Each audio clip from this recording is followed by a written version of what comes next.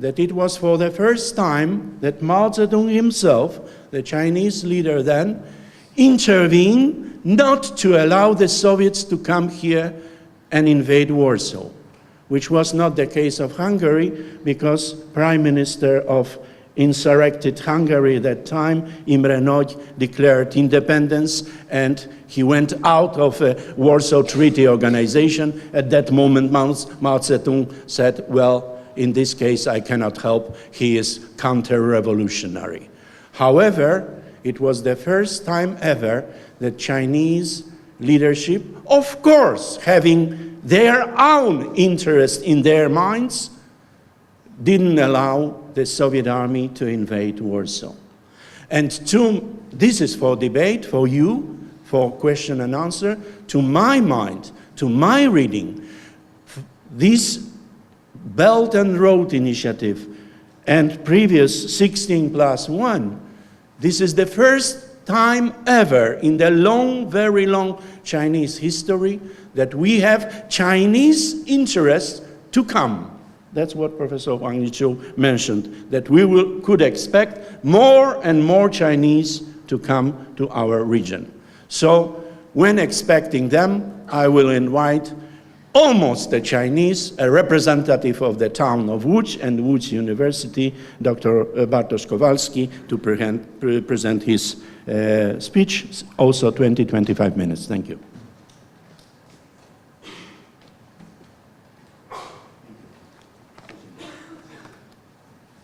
Hello, everyone. First of all, I have to amend Professor Góralczyk's statement. We are not co-sponsors of the meeting, of the panel. As a poorer brother or sister of Warsaw, we are only providing know-how to the conference or to the panel. Know-how is the most important. Sure, but yeah.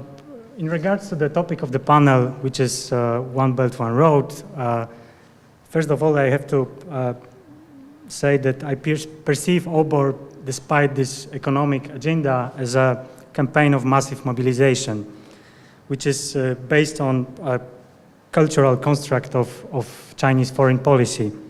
That is to get a power over international discourse, which is by far dominated, of course, by Western discourse, and it was designed by the West somehow. This political mobilization should be perceived as a part of ongoing political campaign and process of building Chinese soft power, both inside and outside China. I guess OBOR is somehow also related, the idea of OBOR is somehow related to mobilize people inside China. When it comes to Chinese attitude towards the CEE, from my perspective, this attitude is deeply rooted in both China's and CEE historical experience, which is also firmly based in modern Chinese ideological debates, which in turn are somehow often downplayed by observers, the so-called China watchers, that tends to see contemporary Chinese politics only through the prism of like pragmatism, that the Chinese are masters of learning by doing. I guess that there is something, there are more deep ideas behind that. Given China's historical experience that is having big semi-colony in the past, subjected to 100 years of humiliation, China, to my mind, wishes to become a kind of key advocate of global justice. And for this reason, China presents itself as a developing country still, despite having this second biggest economy in the world. And based on this historical experience and desire to avenge national humiliation, which is, I think, still very much present among the Chinese leadership, the so-called Xuechi, China, since at least 1950s, seeks to receive equal standing within the international community. Because of this humiliation in the past, the whole machine, the whole political machine works to receive equal standing within the global affairs. And this notion of solidarity with the countries that were oppressed or subjugated by the Western powers can be traced back to the turn of the centuries, 19th and 20th century, when Chinese intellectuals undertook numerous studies comparing Qing situation, Qing Empire or China, in demise in its latest, in the last decades, and the countries that were torn apart by imperial powers. Likewise, it was the case of Poland, the partition of Poland. These things were studied very, very actively in China at that time. Among these Chinese intellectuals, I think very notable thing is to very notable is to note Liang Qichao's writings, who basically divided world into two. He basically claimed that there are only two races in the world, that is yellows and whites, that are able to construct civilizations. And this civilizational attitude was present in his ideas. That basically he claimed that only whites and yellows were able to produce culture that are strong enough to be able to transcend states, state boundaries, and have impact on some other political entities. And to go back to the 21st century, the Belt and Road concept, to my mind, also reveals this civilizational aspect of Chinese foreign policy and this perception of culture, at least in its in Eurasian sphere or Eurasian dimension. During visit in Western Europe in 2014, Xi Jinping, it was in Brussels, named Europe as the second civilization. I think it was somehow echoing Liang Qichao's findings, and he classified China and Europe as civilizations, and by this he meant to be like a civilizational partner. He used the wording of Wenming Huoban, which can be roughly translated as civilizational partners. So Xi Jinping stated that both sides shares a very long history, are the birthplace of great civilizations, and thus they are having common ground for interaction. However, a slightly different approach can be found in Chinese policy narratives or pronouncements towards the Central and Eastern Europe, which is embodied in this idea of 16+1 format that was initiated here in Warsaw in 2012. This initiative was advertised by the Chinese policymakers as a platform for economic trade and cultural cooperation free of any political meaning. And what is more important, that the 16+1 is advertised as a complementary to One Belt, One Road strategy, and it also underlines the themes of the so-called Bandung line, the five principle of peaceful coexistence. And therefore, I think that there are some political signs, there are some signs that proves that the political dimension in this 16+1 strategy is also much in place. Although for Chinese policymakers, Sino-South relations are have been traditionally defined within the framework of mostly post-colonial developing countries of Southeast Asia, Central Asia, and Africa, and Latin America, of course, recently. The membership in the European part of 16+1 is based firmly on the former experience, the communist experience of the European 16. And the line of division, if you look at the map, is drawn clearly along the lines of the former Iron Curtain, except of East Germany. And for this reason, I think it's important to note that during the 16+1 summit in Suzhou. I mean, prior to this summit, there was a meeting between Xi Jinping and head of states of the European 16 in Beijing, and Xi described the position of China towards the CEE, stating that the 16+1 provides a new platform for South-South cooperation within the wider EU-China relations framework. That is, that 16+1 relations were equated with developing countries and were somehow coined as a sub-regional within relations between EU and China in general.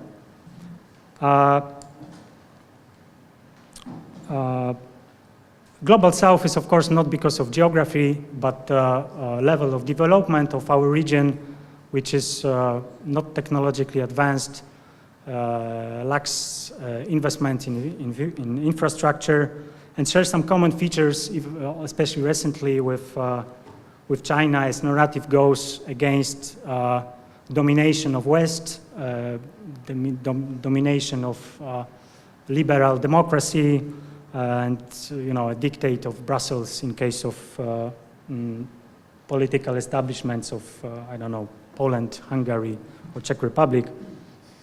And I think in this sense, this critical attitude towards Western values somehow are becoming convergent with the attitudes we are observing in Central Eastern Europe. Of course, despite new worries in Europe about China becoming a more of competitor than a partner, it's visible that China rather prefers to seek to group countries along certain ideas.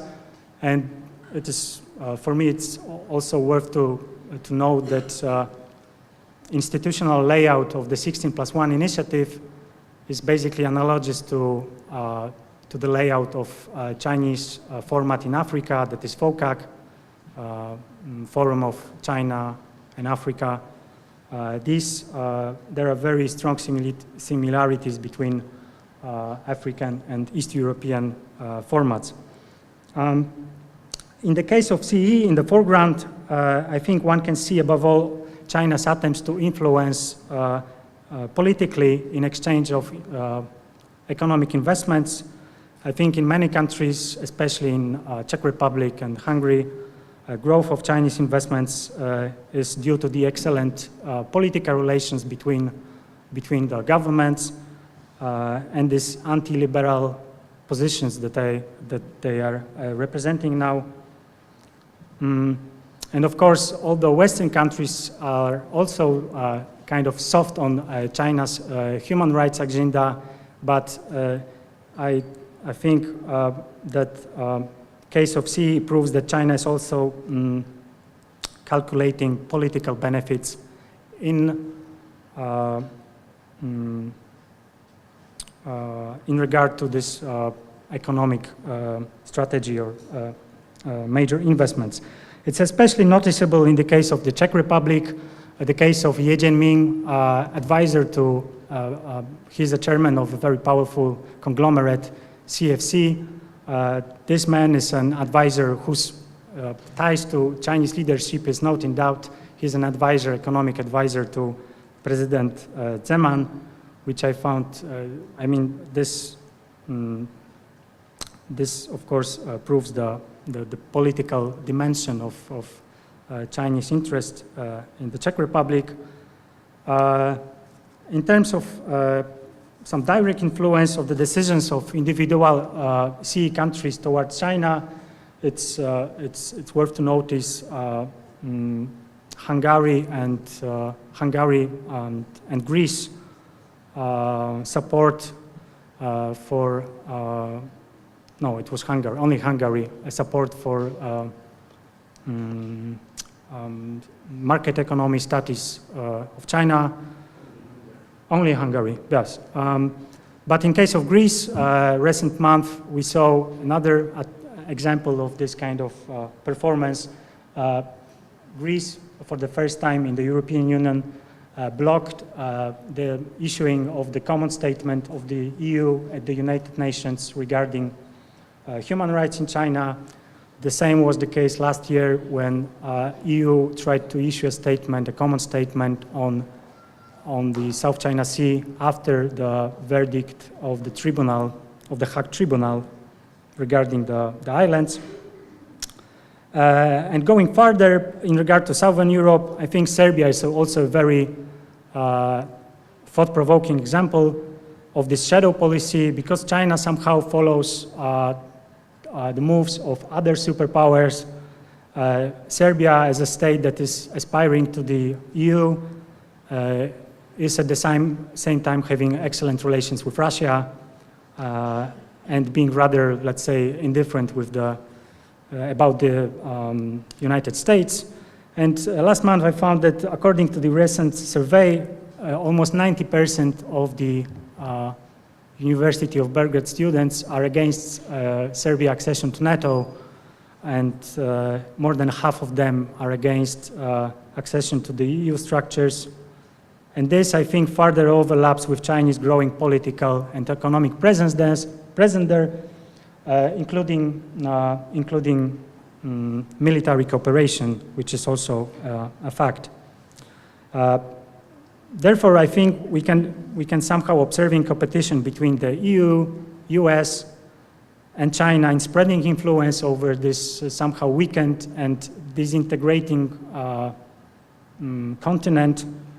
Of course, apart from UK, which is now trying to compensate Brexit with the promise of investments from China and Hong Kong, which is very historical irony, because China was a semi-colony of Great Britain, of United Kingdom, and Hong Kong was a colony in a full sense.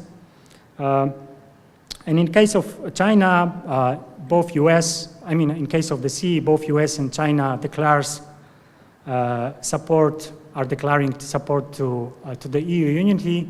However, at the same time, they're trying to divide EU using the resentments present in the CEE region. And in the light of the shadow diplomacy that might be found in China's activity in Serbia, I think it's very interesting to observe a joint communique issued after the Riga summit last year, which put emphasis on enhancing connectivity, infrastructure projects, and energy cooperation in the area of the intermarium or the free seas, the very same idea that only a few days ago President of the US openly supported. The question is how the proposed idea positioned the CEE region vis-a-vis both the EU, whether it's a competing or partnership notion. I have a feeling that it's rather an alternative than a complementary part, because in 2012, when the 16+1 was kicked off in Warsaw, both US and EU were trying to diminish the idea or even block it somehow. I think that provides some proof that this intermarium, the US advocating intermarium and China advocating intermarium has something in common with dividing the European continent. And in regard to the issue I began with, that is culture, Donald Trump in Warsaw has also highlighted the civilizational aspect of his foreign policy. He coined himself as a defender of Western civilization, of course, based on his own rights and interpretation.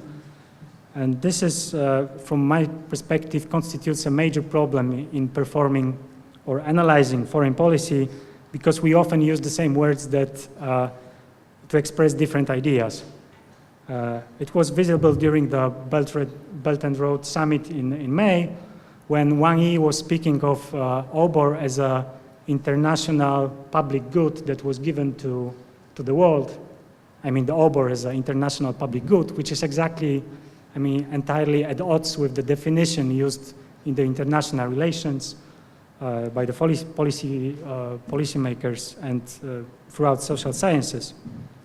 Of Of course, this term is against the terminology, but I think the major problem is with understanding what is the Western civilization. If it is what has on her mind Angela Merkel or Macron, or what is understood as a Western civilization in Hungary, Poland, or Washington. I think I will stop here. Thank you very much.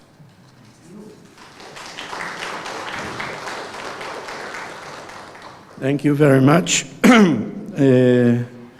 And thank you for keeping your time. If I may, I would also add two additional remarks concerning this presentation. Between the lines, one term was mentioned, 100 years of humiliation, 百年国耻, the Chinese term. This is very crucial to understand the Chinese behavior. We have the statistics and data conserved by Angus Madison. He already passed away. He was working for OECD. According to his estimates, which we share as the academic community around the globe, prior to so-called Opium Wars, which means 1820s, after Napoleonic Wars, China alone was giving 1/3 of global GDP. So what is the Chinese aim and goal? To return to this position.